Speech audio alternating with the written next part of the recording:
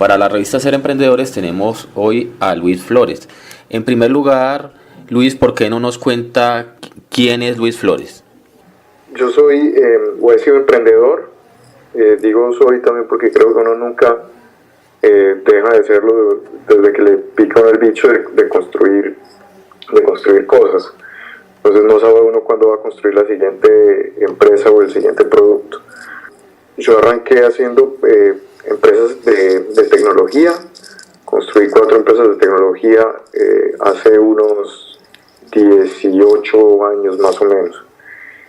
Y durante varios años me dediqué a eso después de haber tenido éxito con algunas y con otras habiendo quebrado, particularmente una empresa en la que teníamos bastantes empleados y una inversión importante.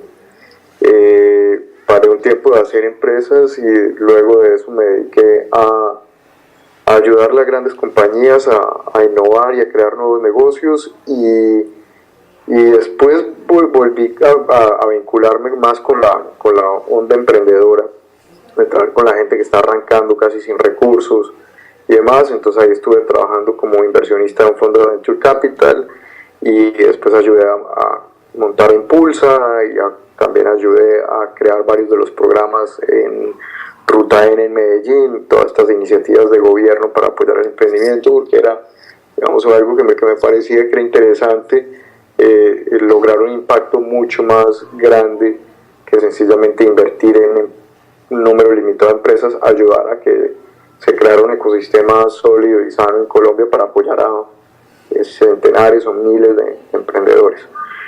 Entonces ese ha sido mi trabajo en los últimos años, recuerdo todas las lecciones aprendidas y para la creación de programas que apoyen a los emprendedores en Colombia.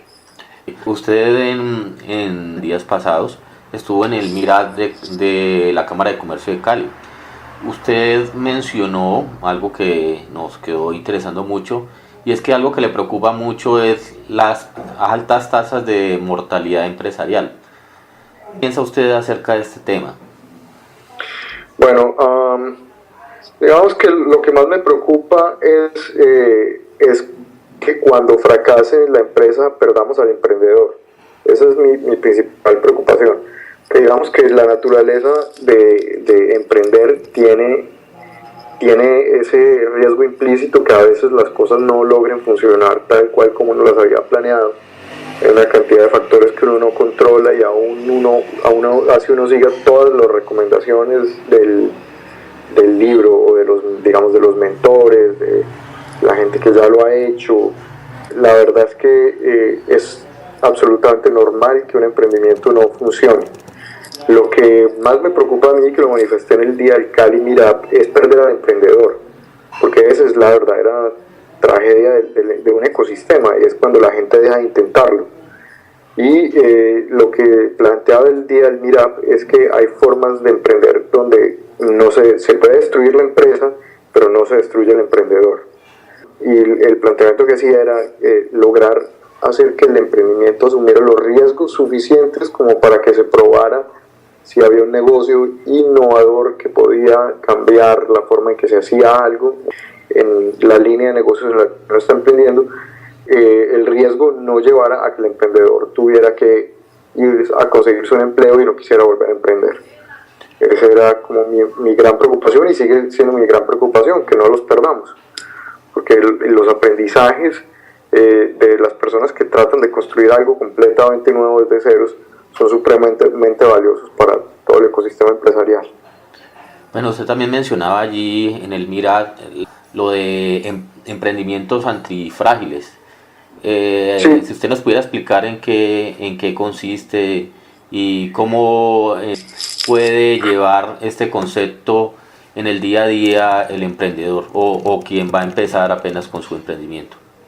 Sí, de hecho esto es una adaptación, tengo que decirlo, que yo no me puedo llevar el crédito aquí. Tampoco creo que si lo escuchara el autor del tema estaríamos en que yo lo interpretara como lo interpreto, pero para mí ha sido bastante útil un tipo que se llama Nassim Taleb, con doble S, Nassim Taleb, Él escribió un libro que se llama Antifrágil.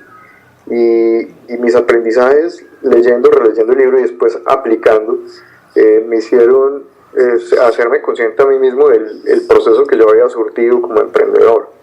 Y era que cuando fallaba una empresa o cuando fallaba una estrategia de crecimiento en una de mis empresas, realmente en ese fallo estaba el aprendizaje para poder sacar la siguiente empresa adelante, la siguiente empresa que fuera a crear, o para la siguiente estrategia de crecimiento que fuera a implementar. Allí estaba seguramente la clave para hacer que sí funcionara.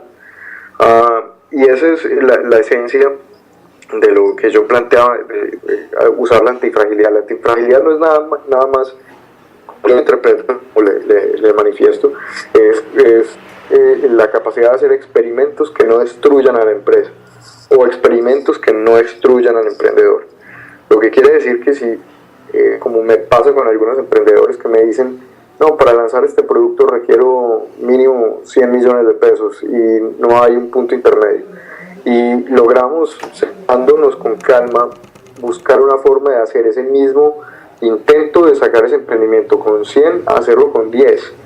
Luego, obviamente el de 10 va a carecer de un montón, el que cuesta 10 millones de pesos de inversión va a carecer de un montón de cosas que tiene el producto o la empresa o la estrategia de entrada al mercado que vale 100, pero minimizo el riesgo y es más fácil hacer 10 experimentos de 10 millones que hacer uno de 100, porque si haces el de uno de 100 y no te funciona, pues ya te quedaste sin plata para seguir intentándolo. Entonces lo que yo siempre trato es de llevarlos a ver cómo podemos hacer una versión mínima de menor riesgo de la estrategia de entrada al mercado, de tal forma que puedan equivocar.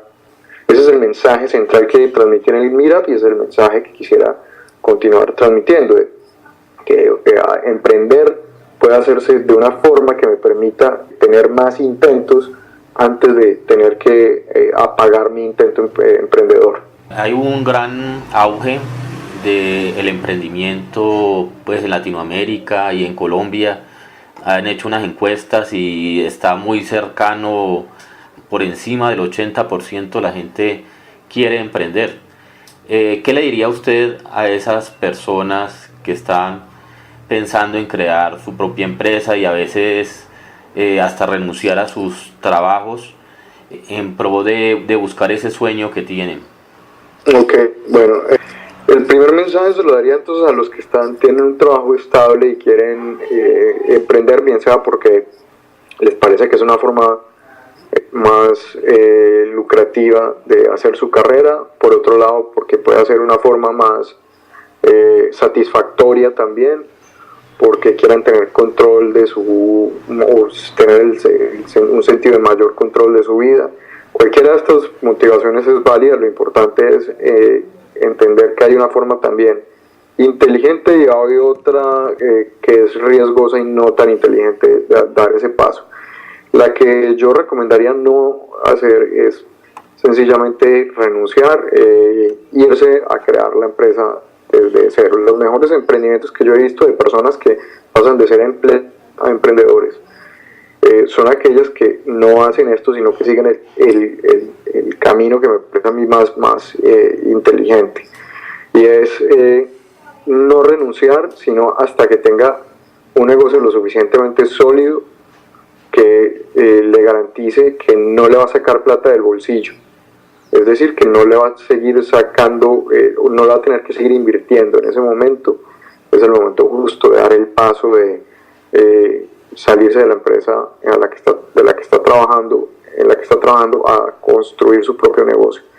Eso implica, como muchos me dirán, ¿y a qué hora lo voy a hacer? Si tengo un trabajo de 8 de la mañana a 6 de la tarde, ¿a qué hora lo voy a hacer? Pues lo que quiero decirle es que a esas personas es que van a tener que sacar un segundo turno. Si tienen hijos, yo también tengo hijos, entonces entiendo lo difícil que es, pero es sacar un segundo turno y es preferible sacar 2 horas diarias para un emprendimiento que brincar de su empleo estable a probar una cosa que tiene su grado de incertidumbre y tener que volver a los 6 meses a buscar el mismo empleo. Yo prefiero que vayan haciéndolo de manera gradual y que el riesgo vuelva a lo mismo, que en el peor escenario, si el emprendimiento no funciona, siempre tenga cheque de quincena. Hay quienes dicen, no, pero es que ahí no va a haber compromiso.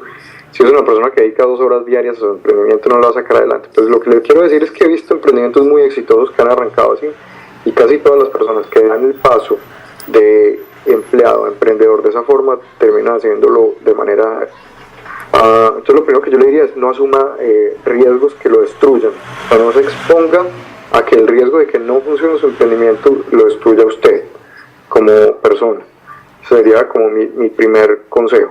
Y el segundo es, tenga una motivación clara y concreta, porque lo peor que puede hacer uno es intentarlo porque está de moda, y mucho menos intentarlo porque creer que es más fácil. Emprender es muy, muy difícil. Emprender, yo no quiero crearle falsas expectativas a la gente que apenas está explorando este camino. Emprender es muchísimo más difícil que tener un empleo, pero es muchísimo más satisfactorio. Cuando las cosas funcionan, uno sabe que se dieron porque uno puso el esfuerzo, el tiempo y el aprendizaje para que se dieran. Entonces, el mensaje que le doy ahí es tenga la motivación correcta. Y por último, el otro mensaje que les doy es que tengan, bueno, realmente tengo otros 2, normalmente yo doy 3, en este caso voy a dar 4. El tercero es, tengan paciencia, porque las cosas cuando uno está emprendiendo ocurren cuando tienen que ocurrir y no cuando uno quiere que ocurran. Ese cliente que uno dice que es el que le va a ayudar a uno a pasar de perder plata a empezar a ganar plata con su empresa, que va a poder contratar gente, comprar la máquina o hacer lo que tenga que hacer, que el flujo de caja de ese cliente se lo va a permitir, ocurre cuando tenga que ocurrir, no cuando uno quiera. Está en manos de uno poner el esfuerzo, pero también hay que entender que hay que tener paciencia. Y el último mensaje es, no hagan esto solos. Traten lo más rápido posible de armar un equipo de gente lo suficientemente buena e inteligente, que sea bueno en las cosas en las que usted no es bueno, de tal forma que ellos le complementen y le ayuden a sacar ese negocio adelante. No trate de, si le empieza a ir bien, de agarrar toda esa plata y metérsela usted mismo en los bolsillos. Trate, lo primero que debe hacer para tener una empresa que se sostenga en el tiempo, contratar gente buena. Ese sería mi último consejo. Hay muchísimos más, pero digo que esos básicos le van a evitar que haga implosión antes de tiempo. Hoy en día se está hablando mucho en la parte de Impulsa, en lo de las cámaras de comercio, que ellos apoyan, pero emprendimientos que sean sostenibles, ellos le llaman alto impacto. Sí. ¿Qué factores explican que precisamente que haya emprendedores que puedan escalar sus negocios, mientras que a otros les resulte tan complicado, tan difícil? ¿Qué podría usted recomendar a esas personas que realmente quieren crecer? Porque uno se encuentra, yo en este tiempo que he estado como emprendedor, muchos emprendedores que realmente no quieren crecer, se quedan allí porque pues estoy diciendo, no, pues yo genero ventas, con esto tengo. Pero a esos que realmente quieren llevar más allá, que quieren mirar hasta dónde está el potencial de su idea, ¿qué les recomendaría? Bueno, lo primero que les recomiendo antes de mirar afuera, de mirar el emprendimiento, es que se miren a sí mismos y que entiendan el por qué están emprendiendo. Yo casi siempre me encuentro que las personas que dicen que quieren escalar y finalmente, o que quieren crear una empresa que realmente se convierta en una de estas que llamamos de alto impacto, que empieza a generar márgenes superiores a los de su categoría o los de su industria, y que empiezan a crecer a tasas de doble dígito de manera continua durante varios años, es porque las que no lo logran es porque el emprendedor en el fondo no tiene la motivación de realizarlo, o sea, no tiene la motivación de materializar ese deseo. De palabra lo dicen, pero no están dispuestos a hacer los sacrificios que se requieren para lograr el resultado. Tengo que decir que en las conversaciones con ese tipo de emprendedores, lo primero que se termina siendo obvio es que la razón por la que emprendieron no era para construir una empresa grande, transformadora de país y demás, que entender todo lo que implica que una empresa, el impacto positivo que tiene sobre la persona, los empleados, sobre el emprendedor, los empleados de la empresa y sobre la ciudad y la región donde está la empresa. sino que era realmente la búsqueda de encontrar un mínimo de seguridad financiera sin tener que ser empleado. Y eso es válido, ¿cierto? No, para nada lo critico, me parece completamente válido, pero claramente cuando esa es la motivación, todas las decisiones que uno toma no ayudan a escalar, porque si yo le dijera que la fórmula es relativamente simple, la gente diría está mintiendo, pero la verdad es que la fórmula para escalar es relativamente simple, siempre y cuando uno tenga la motivación alineada, siempre uno tenga claro el por qué quiere crecer, por qué quiere crear una empresa grande. Creo que todas las fórmulas que yo le pueda dar no le van a servir. Entonces el primer paso que yo le pido que tome a ese tipo de emprendedores es que quieren supuestamente convertirse en un emprendedor de alto impacto, construir una empresa de alto impacto, un emprendimiento de alto impacto, pues lo que les digo es ¿por qué? ¿Por qué quiere crecer esta empresa? Y asincérese, y si realmente lo que usted quiere es continuar en su comodidad, pues no, mejor quédese donde está, porque hacer crecer una empresa lo va a hacer sentir muy incómodo. Haz de cuenta que es como que cuando te sientes seguro porque ya aprendiste cómo te funciona tu empresa con 5 empleados de un momento a otro para crecer, vas a tener que contratar gente mucho más competente que tú, y probablemente vas a tener que pasar de 5.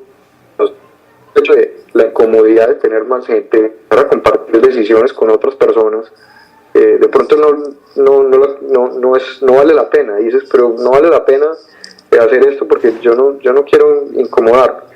Entonces la incomodidad que implica después pasar de 20 a 100 empleados, que es lo que ocurre con una empresa de estas cuando va a escalar, es que te empiezan a aparecer, los problemas se multiplican, a aparecer una cantidad de problemas adicionales que no tenías antes. Entonces el problema de escalar no es tanto conseguir los clientes, vender más, tener más utilidad, sino lo que implica el día a día y los desafíos continuos, y me siento incompetente de manera continua y constante frente a construir esa empresa creciente. Y eso no es para todo el mundo, o sea, eso es un potro salvaje, tengo que decirlo, lo he estado ahí y no es fácil, es muy demandante emocionalmente para la persona que está al frente de construir esa compañía. Dicho esto, si el porqué está claro y el porqué es tan potente que lleva a la persona que quiera enfrentarse a todas estas dificultades y desafíos que va a tener, lo que le diría en ese caso es, lo primero es un foco muy claro de mercado, y para mí eso implica ser el rey de un nicho. Es el primer paso para construir una empresa grande. Muchos de estos emprendedores lo que ocurre es que llegan a un producto que factura 300 millones, se quedan estancados un tiempo y en vez de ver cómo pasan de 300 millones a 1000 con ese producto, se sacan un segundo producto y después el segundo producto llega a 300, y como no entienden el desafío de 300 a 1000 o de 300 a 3000 un producto que en la mayoría de los casos, te lo digo, tienen el potencial porque lo he visto. O sea, puedo decir estadísticamente que el 80% de los emprendimientos con los que yo trabajo, asesoro o invierto o tengo que ver, pasar de 300 a 3000 es bastante obvio cómo hacerlo. El tema es que requiere un esfuerzo bastante grande, y para ellos es más fácil el esfuerzo de crear otro producto nuevo. Y resulta que pasa que a la vuelta de 3 años me encuentro una empresa que tiene 10 productos de 300 millones de pesos, pero no han logrado realmente construir de manera con de clientes en un nicho de mercado que les permita ser reyes en ese nicho de mercado. Y hasta que eso no ocurre, realmente no empiezan a verse los beneficios de escalar, de conocimiento más especializado, atraer gente mucho más competente, márgenes más interesantes que son esenciales para poder pasar a la siguiente etapa de crecimiento. Y lo que terminan teniendo estas empresas son 10 productos mediocres, y con 10 productos mediocres no se puede escalar. Entonces, ese es te diría que el 80% de empresas se encuentran en esa situación. Seguramente alguien va a escuchar y me va a decir, no, pero yo no hice eso, yo sí hice lo que este señor está diciendo y estoy estancado creciendo. Sí, hay seguramente casos aparte. Pero yo diría que el grueso de los problemas es la falta de foco de los emprendedores, que creen que la forma de resolver el crecimiento es seguirse inventando cosas. Y esto no se trata de seguirse inventando cosas, no se trata de resolver más problemas, sino el problema que ya resolví, cómo logro profundizar sobre ese mismo problema, cómo logro profundizar sobre ese mercado, sobre ese tipo de cliente al que le estoy resolviendo un problema. Uno de los también de los temas que más inquietan a los emprendedores en etapa temprana o en los que hablábamos hace un momento de los que quieren escalar es la parte de conseguir recursos. ¿Qué piensa usted acerca de cómo está Colombia en la parte de financiación para los emprendedores? Es un entorno bastante difícil, complejo, pero mismo lo obliga a uno a estructurar sus empresas de forma distinta, o sea, a no seguir, entre otras cosas, las fórmulas que le venden a uno personas que tratan de cómo funcionan las cosas en Silicon Valley, por ejemplo, o en otros ecosistemas mucho más maduros. La verdad es que la mayor implicación es que tienes que construir tu empresa de forma distinta. Hace poco escuchaba de alguien en Miami, y yo le diría, en Miami debe ser supremamente fácil conseguir plata si no está emprendiendo allá, finalmente está en Estados Unidos. Y resulta que me contaba esta persona que lo que habían estado viendo, esta persona es un inversionista y me contaba que lo que se encontraban en Miami es que la mayoría de las empresas se creaban para tratar de ser flujo de caja positivo lo más rápido posible, porque no había inversionista. Estamos hablando de una ciudad relevante en Estados Unidos. Y aún así, los emprendedores de Miami están muy enfocados en construir empresas que logren tener flujo de caja rápido, porque saben que es muy difícil también levantar plata, que es mucho más fácil levantar plata en otras ciudades. Entonces eso hace que su prioridad sea cuándo van a lograr estar en flujo de caja positivo. Yo creo que uno de los temas es que ignorar la realidad de Colombia creo que es un poco suicida. Perdón por la palabra tan fuerte, pero es como, pues, si sabes que es difícil conseguir plata, porque es la realidad de Colombia. O sea, el primer punto, sí lo acepto, la realidad de Colombia es que es un entorno bastante desafiante para levantar dinero para una empresa o para financiarse, porque no voy a hablar solo de fondos o de ángeles inversionistas, también los bancos son bastante complicados para acceder a recursos. Entonces, lo que les diría es, sabe que su prioridad es tratar de financiarse con los clientes y financiar su plan de crecimiento de tal forma que tenga buenos márgenes en los productos que usted está vendiendo, de tal forma que el flujo de caja interno le financie hasta que alguien le preste o le dé la plata o invierta en su empresa. Pero he visto muchas empresas que han logrado financiar al menos su etapa inicial, concentrándose en manejar muy bien su flujo de caja. Y esa es la realidad de Colombia, y el que diga algo distinto creo que los está haciendo que se avienten por el despeñadero. La realidad es que es mucho más difícil conseguir plata en Colombia que en varios países de Latinoamérica, y claramente que un ecosistema más difícil que un ecosistema desarrollado como el de Estados Unidos. En lo que respecta al tema que usted está trabajando ahora, que es en Vadillo Venture, sí. ¿Qué debe hacer un emprendedor antes de acercarse a una de estas firmas con un proyecto? Bueno, lo primero que es haga la tarea de conocer muy bien quiénes son las personas detrás de la firma de inversión. Creo que independientemente de si es Venture Capital o es un ángel inversionista, de hecho, porque no lo hablemos solo detrás de una firma de inversión, la gente tiene afinidades, las personas tienen afinidades, los fondos tienen afinidades, las firmas de inversión tienen afinidades a cierto tipo de empresas, a cierta etapa de madurez del proyecto de la empresa, tienen afinidades al tipo de emprendedor, tienen afinidades al sector o categoría en la que les gusta invertir. Entonces hagan la tarea de informarse cuál es la afinidad que ese grupo de inversionistas o esa firma de inversión o ese fondo de inversión tiene. Y esto es muy fácil, entre a su, o sea, espía, vuélvase espía, entre a su LinkedIn, trate de hablar con ellos antes de presentar a la empresa, hable con otras empresas en las que ellos han invertido, hable con amigos o conocidos de ellos, o sea, haga su tarea de informarse y entender quién es la persona con la que usted se va a sentar antes de sentarse.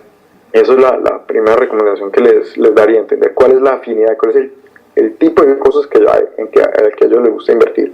Si usted ve que no hay afinidad con el proyecto que usted tiene, pues le digo que va a ser mucho más difícil. No le estoy diciendo que no vaya, pero de una vez entienda que la probabilidad de éxito ahí es mucho más baja, porque va a tener que convencerlo de que invierte en un tipo de proyecto que normalmente no invierte.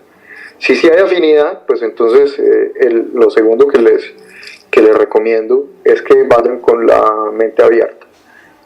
Muchos emprendedores se ranchan en la posición se paran en la línea, en la raya, en la posición de mi empresa vale tanto, yo no estoy dispuesto a hacer más de tanta participación.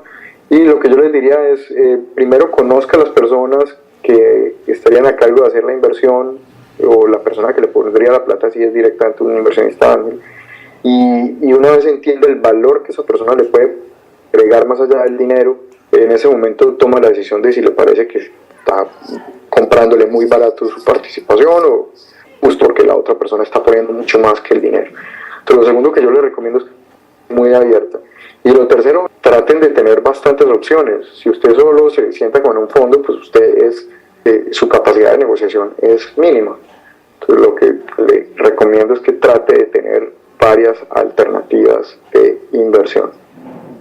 Una frase que me impactó mucho fue la que usted tiene en su cuenta del Likening, es construyendo la próxima generación de startups latinoamericanas.